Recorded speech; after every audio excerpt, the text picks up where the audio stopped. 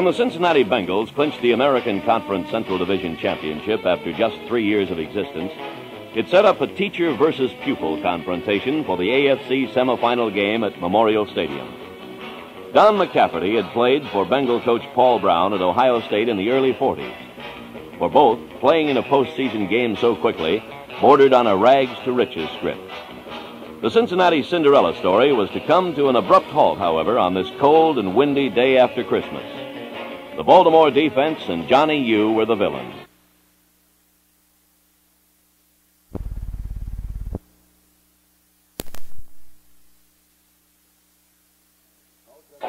Unitas takes the snap. Short one up the middle. Complete to John Mackey across the 45 to the 46-yard line. Unitas has them set. Takes the snap. The handoff goes to Bulash. Up the middle, shooting for that first down. And he broke one tackle at the 48-yard line, across the 50, down to the 46-yard line of the Bengals. Unitas back to throw. Spots his man, fires downfield. It's complete to Jefferson. And he goes in for the touchdown. With the score 7-0 Baltimore in the second quarter, Jimmy O'Brien did what he knows how to do best.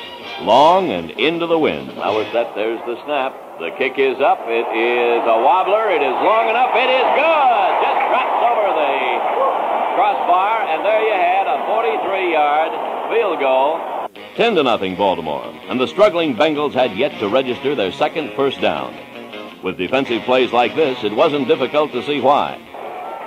Carter has the team set, 1st and 10 at the 35 for the Bengals. The handoff goes to Robinson, sweep to the right side. He is in trouble. Mike Curtis is there and runs him out of bounds at the 30-yard line, a loss of 5. There's the snap. The ball is placed. It is blocked by the Colts, rolling toward the far sideline and out of bounds. Carter begins the count. Takes the snap, rolls out to the right side. He is in trouble, and Bubba brings him down back at the 5-yard line, a 10-yard loss. In the third quarter, the 37-year-old Unitas, unable to spot a receiver, suddenly became a kid again. Well, we'll see what Johnny U does on a 3rd and 9 situation. Perkins goes wide to the right, Hinton split out on the left side, backs divided behind John. Takes the snap, drops back to throw. Good pressure on him. He's in trouble. He's going to have to run it now. Straight upfield. He's across the 45 to the 50, down to the 45 to the 43-yard line of the Cincinnati Bengals. What did Johnny Unitas do? He decided to convert that one all by himself. The highly touted Bengal running game, averaging 147 yards, amassed only 63 yards all afternoon. And when Virgil Carter tried to pass, Carter has the team at the line. Counts it down, takes the snap, drops back to throw, looks downfield, pumps once, fires, and it is intercepted by Mike Curtis. Mike Curtis picks that one off in Colt territory at the 48-yard line. It was intended for Bob Trumpy, and for Curtis, that's his 6th interception of the season, number 26 for the Colts as a team. Unitas completed his day's work in the fourth quarter in a 3rd and 18 situation. Unitas takes the snap, back to throw. He's got the time, fires. It is complete to Hinton at the 35, across the 30 to 25. He'll go, the 15, the 10, the 5, and he's in for the touchdown. Final score, Colts 17, Bengals nothing. The Bengals, like their baseball counterparts, the Reds, had journeyed to Baltimore and departed a loser. For rookie Norm Bulash, it marked his greatest game as a pro. Running for 116 yards, it was the first 100-yard-plus effort by a Colt back since 1969. It's a great feeling. I don't know what to say. The guards were blowing it. The line was just blowing them back, and all I had to do was run around in. I was up for this game. It was just a feeling. You're just getting a chance of playing a championship game, and I think everybody was up for this game. It was really something. Everybody, you could feel it in the atmosphere. The top 3 Cincinnati runners were held to a total of just 37 yards rushing. One of the reasons was gigantic Bubba Smith. That's beautiful, man. You got 11 guys out there. They talk about our team not playing good ball, our team being old, but we got a lot of good ball players on our team, and a lot of ball players that want to win, and they want it just as bad as I do, and I think they're going to be giving it all they got the rest of this series.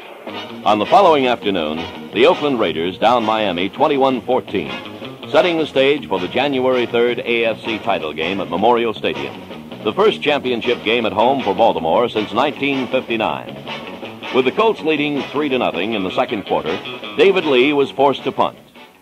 There's the snap.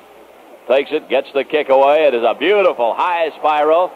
Atkinson takes it and fumbles and falls on the ball. It squirts away. It's at the 45-yard line of the Raiders, and we'll see who recovered.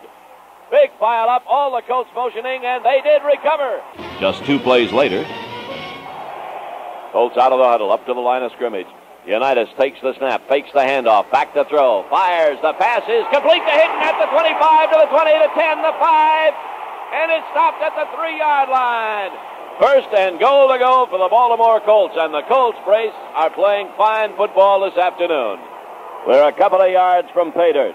Unitas has the team at the line. It's an I formation now. First time we've seen that.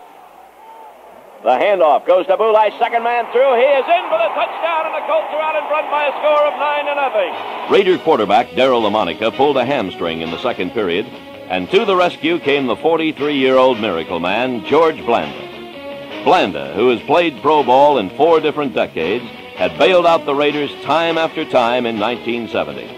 And it looked like the Colts were in for more of the same. A 47-yard field goal attempt by George Blanda. The angle is to the right. The ball is snapped. The kick is up. It is long. It is good. George Blanda. Blanda fakes the handoff. Back to throw, and he is hit just as he unloads. It is far downfield, and it is complete for the touchdown to Biletnikoff as Charlie Stukes fell down in his pursuit. Stukes slipped and fell at the 6-yard line. Biletnikoff waited, took the pass, and went in untouched. After an O'Brien field goal broke the deadlock, making it 13-10 Baltimore, wise Dr. Unitas, a youngster in comparison with Blanda, began manipulating his surgical tools. Unitas looks over the Oakland defense as he moves up behind Bill Curry. Bill Lasky moves right up the line of scrimmage on the left side. Unitas back to throw. Fires out right side. It is complete to Roy Jefferson. He is hit and dropped at the point of the reception, but it's the first down for the Baltimore Colts, and no question about it. And on the next play, an abbreviated version of the old Statue of Liberty. Unitas fakes the pass, gives off to Boulay. Sweep to the left side. He's at the 10, the 5, and he goes in for the touchdown. 20-10 Baltimore. But in a classic shootout of ageless quarterbacks, their careers totaling 37 seasons between them, Blanda came roaring back. But on the next series of downs, Unitas sealed the Baltimore victory. Unitas is set. Takes the snap, drops back to throw. He's got the time. He fires the pass. It is complete to Perkins at the 45, down the sideline, to the 20, the 15, the 10, the 5. He's in. Ray Perkins gets the TD. A painful sight for Oakland fans, as in the closing moments it was evident that Blanda's wizardry had disappeared. Blanda has the Raiders set now with a minute to go in this game. Takes the snap, drops back to throw, looks downfield. Bubba's got him! Nailed him at the 42-yard line. Blanda takes the snap, drops back to throw, fires downfield. Incomplete, taken on the hop. Blanda with 20 yards to go, takes the snap, drops back to throw, fires long along the sideline, and it is broken up, almost intercepted by Charlie Stukes, intended for Fred Biletnikoff. The Colts take over, 1st and 10 at the Oakland 43-yard line. 14 seconds remaining. We have just seen the last play of this game. The Baltimore Colts, 7 seconds to go, are the AFC champions. There's the end of the ball game, and it's on to the Super Bowl now for Coach Don McCafferty and the Baltimore Colts. The Colts were AFC champions, 27-17. In a jubilant Baltimore locker room, key players like Eddie Hinton, Rick Volk, Billy Ray Smith, John Mackey, and Ray Perkins discussed the victory with Jimmy Orr. Eddie, you did a fantastic job today. Thank you, Jimmy. I think without your help and Earl and Johnny, I think my season wouldn't be almost as successful as it's come out to be so far. And we have Ricky Volk here. Ricky, you made a great interception. Well, Jimmy, it's been a long time since I had an interception. I guess the percentages are in my favor. And now we have here the old Rabbit. And, well, you know, we've been around a long time, Rabbit, 13 years, been together all those years. And we got one more chance to get it all. Well, James, all I got to say is I probably couldn't win it for a better guy. If you'll come on down there, I'll do the best I can to get it for you. I'll take Bubba down there with me, and we'll see what we can do about winning the thing for you. Well, I told him last week, you know, my wife made some sausage and biscuits, and I brought them up here for lunch. I gave one to Bubba, and I said, Bubba, if you don't do well today, you get no more sausage and biscuits. And he took me at my word. And here's John Mackey. You know, Jim, one thing that really amazes me about this team this year is the fact that for the first time, any Colt team that I've been on, it's still improving. It seems to get better each week. Perk, You did wind up being the hero today. If you can get right down to it, you put it out of reach for them, and I'm as happy for you as I would be for myself. Well, I'm right happy myself, Jimmy, but as far as heroes, I think we got 40 of them, or some 45 or 6 counting the coaches. I'm just really happy to be a part of this organization. Was there ever any doubt you were going to make it to the end zone? Oh, I had 2 or 3 doubts. It seemed like it took me 5 minutes to get there. As you know, I've been kind of down this week, and I was kind of weak, but I figured I'd get there one way or the other. And from an optimistic Carol Rosenblum, this prediction. It's a great day for all of us, and I've lost my voice and everything else, but it's just the happiest time for all of us, and this time we'll bring it all back. We're going to beat anybody we play. I just believe it. This squad's going to beat anybody.